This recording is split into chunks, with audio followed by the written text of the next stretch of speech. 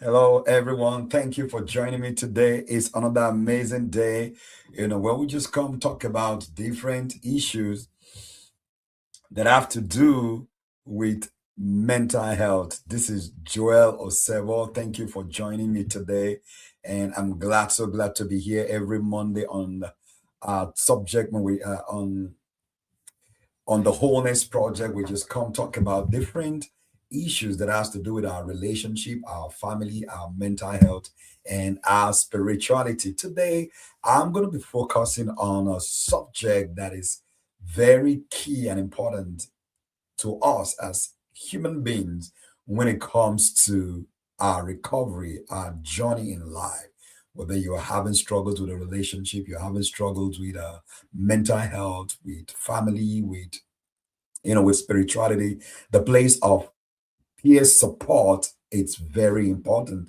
But today we're going to zero in especially to those who are struggling with substance abuse or struggling with opioid. And like our custom is, we always want to share a PowerPoint presentation that gives us a lot of better context into this conversation. And I believe that today's episode is going to be a good one for you. And also, especially if you have a friend or a family that is dealing with circumstances and situation, especially with the opioid crisis or substance abuse, this slide is going to be very helpful and very useful.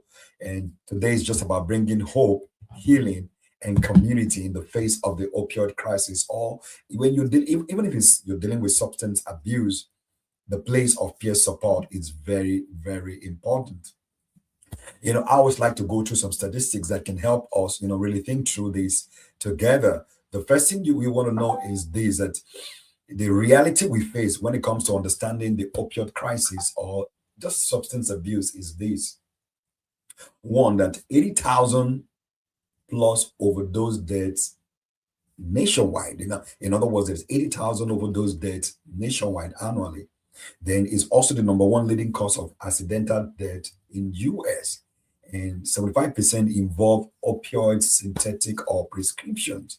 Then one in three Americans know someone affected by opioid misuse. In other words, the number of growth of people, the number of people who uses substance abuse is very, very high. When it comes to Maryland, where I stay, in terms of the Anne Arundel County or the state of Maryland, there's this consistent opioid related death. Fentanyl now accounts for the vast majority of overdose facilities. These are our neighbors, family members and community members. So when we talk about people who are struggling with substance abuse, they are families, they are people. You get it? They are not just numbers, they are people. And it's important we work our strategy how to help them. Now, what is the importance of peer support? It's about the power of shared experience. Peer support is the process of giving and receiving non professional, non clinical assistance from individuals with similar conditions or circumstances to achieve long term recovery. What we're saying, one of the ways people can, overcome substance abuse, overcomes even sexual addiction, or sexual abuse, or any form of abuse in life is about peer support. You need people who are going to be in your space to support you on the journey. One, one thing that is why this is so important is about lived experience. So peer supporters have personally navigated addiction or mental health challenges. They speak from the inside, not the outside. So when you are in a group or in a community where people have experienced what you're dealing with, it helps you to overcome yours. It provides mutual support. It's not clinical, it's not a therapist or a psychologist trying to diagnose you, do some diagnosis on you. No, it is relational.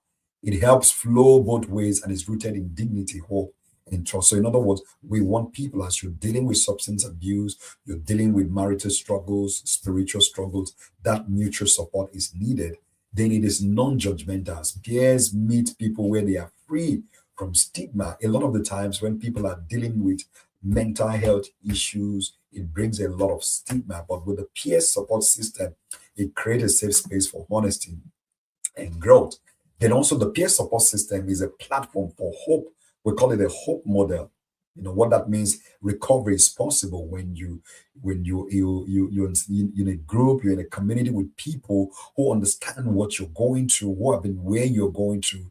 It helps the recovery process. A peer specialist is living proof, the most powerful evidence anyone can offer. In other words, somebody in that group, somebody in that community has overcome or has gained victory over the situation that you are dealing with. I want to quickly look at the types of peer support in recovery. So when you're going through challenges, the kind of peer support you can have access to. One of them is peer recovery coaches. These individuals, that's one of the work we do at FGI Solutions, just working with people through the stages of their recovery. So for those who are dealing with substance abuse, it can be from detox through reintegration, help with goal setting, life skills, and connection to services. So when you are, you're going through any challenge in your life and you're going through any recovery process, you need coaches that will help you, that will walk you through. Then community centers are also there. Physical community-based spaces offering drop-in support, peer-led groups, and connection to treatment.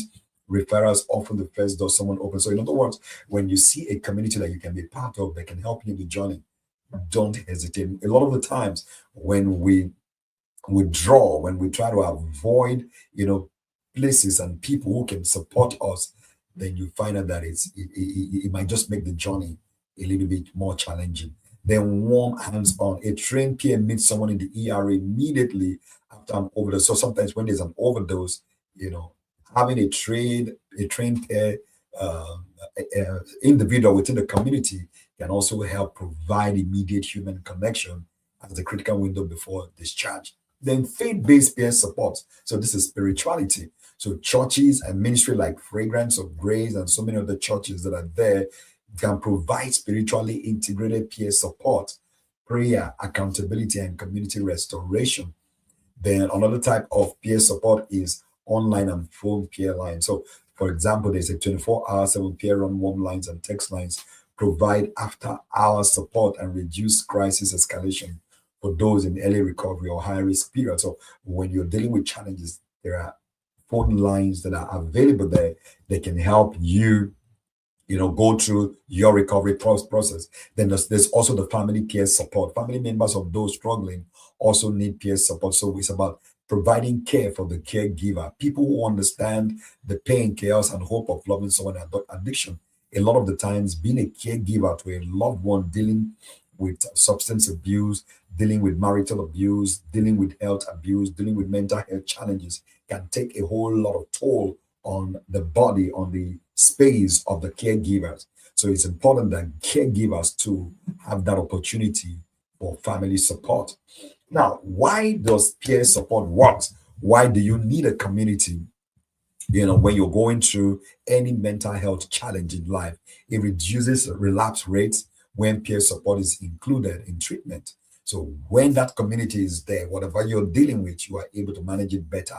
4 times more likely to enter and remain in treatment with peer recovery coaching support. So when there's a peer support, when there's a coaching support, people are able to overcome their mental health challenges. Then 60% reduction in ER visits among those engaged with peer support services. So having that crisis intervention is reduced about 60% when you belong to a community, when you are, you're in a circle of people or in a group of people who can help you through your recovery process. Then 85% of peer support participants report improved social connectedness and sense of belonging. So whatever you're dealing with, any mental health struggle you're dealing with in your relationship, in your marriage, in your mental health, in your spirituality, don't neglect the support of your community.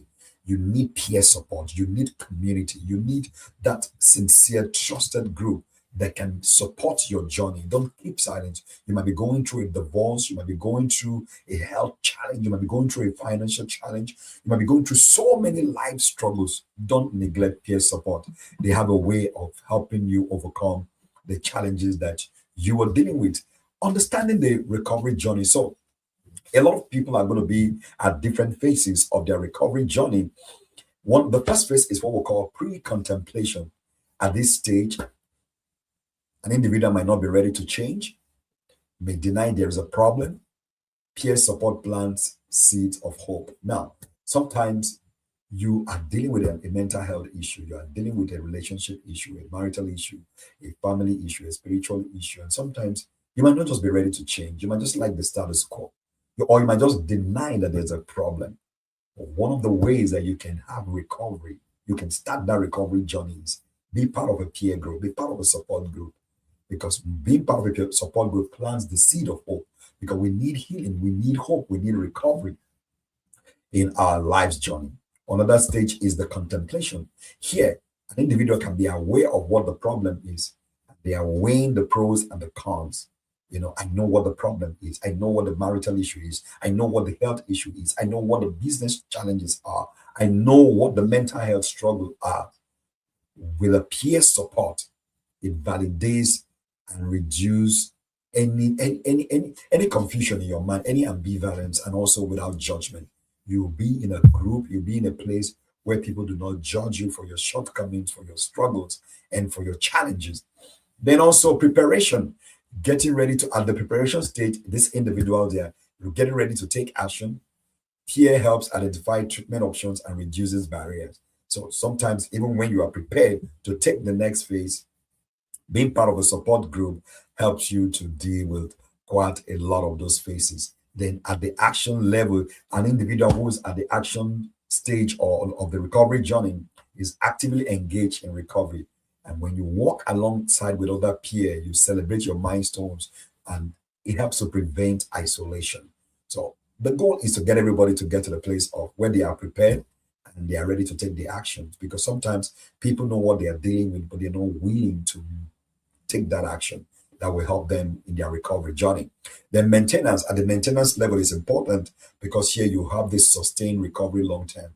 So you want to make sure there's no relapse. You want to make sure you don't go back and peer support system helps to prevent relapse. And also with effective planning and community connection, people can remain planted and stable. Now, overdose prevention and peer response. What we can do or what communities can do is this. You learn to recognize the sign of opioid overdose, slow stop breathing, blue sleeves or fingertips, unresponsive pinpoint pupils. These things happen when people, are taking overdose or they are caught up with the opioid menace. Then you can call 911 immediately. So and when there's an issue, you see that someone is, even when you're in a very toxic environment, you can help yourself. You can call 911. Then for the opioid prevention, you can administer naloxone, Narcan, if available. Then also you can stay up until help arrives. Do not leave the person alone. So when people are dealing with real mental health struggle, you don't want to leave them all by themselves. Then we can also follow up. Overdose survivor is critical window for connection because when people are overdosed or when people are are caught up with substance abuse phase, if nobody's there to provide us support, they can go through a lot of breakdown and even lead to that. A peer supporter at this moment can change everything. So it's important that these steps are taken when we observe those stuff. Then our role in the community, why you need that peer support. FGI Solutions provide our support as a mental health and wellness coaching. We provide crisis and trauma counseling support, relationship and family restoration. We have the faith-based integration support system there. Then we have a lot of community workshop and psycho education. Then we have a 12-week wholeness and focus program. Also working with Fragrance of Grace, it provides community for believers.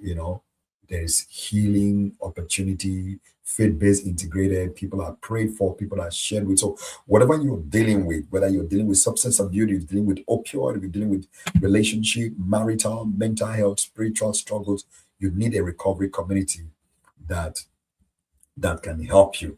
And some of the barriers I quickly want to talk about and how we can break them down is this. When people are dealing with mental health struggles or dealing with substance abuse, there is stigma and shame. There is distrust of systems. There's limited access to care. There is fear of judgment. There is isolation and loneliness. So how do we provide support? With stigma and shame, peer supporters normalize the conversation. Me Too breaks the silence that shame thrives in. So knowing that people have dealt with what you are dealing with, it reduces the stigma and the shame. Then for the distrust and system, peers are not the system. They are community members. So when you meet people that are in a peer support system. They can be trusted, they can be relatable, and you can walk on the same streets. With limited access to care, peer support fills the gap when treatment beds are full or wait lists are long. So sometimes you don't need an appointment to be part of a support group. You don't need an appointment. They are there to support you, to handhold you as you deal with those challenges. Then with the fear of judgment, faith-based peer spaces offer unconditional acceptance. Recovery communities model grace, not condemnation. So that's why it's important you're part of a peer system. You're part of a group that are there to help you, to support you, and to help you deal with whatever you're going through. Then, when it comes to isolation and loneliness, recovery happens in community. Peer support rebuilds social networks destroyed by addiction. So, whatever you are addicted to with the peer support system, you are able to overcome them. And these are just some quick resources that can help. And help is always available when it comes to opioid crisis, substance abuse, and all of this that we have listed here can help individuals, families, and friends, deal with all of the struggles. So, how you can make a difference? Everyone has a role in preventing overdose and supporting recovery. We must listen with judgment. Don't demean people. If someone in your life is struggling, listen, don't lecture. Presence is powerful. A lot of time we want to lecture, we want to tell people why, because of what they did, that's what is causing this to them. Let's learn to listen without judgment. Then we must reduce the stigma. We must change how we talk about addiction. We must use person first language. These are people. They are not addict. This is a person with addict. It's not an addict. Then we must carry the NECAM. That is get trained and carry NECAM. It's free, easy to use, and it's a very big resource we can use. Then connect people to help. So we can connect people who are dealing with all this the opioid crisis or dealing with substance abuse to the right help they need. Then prayer and support.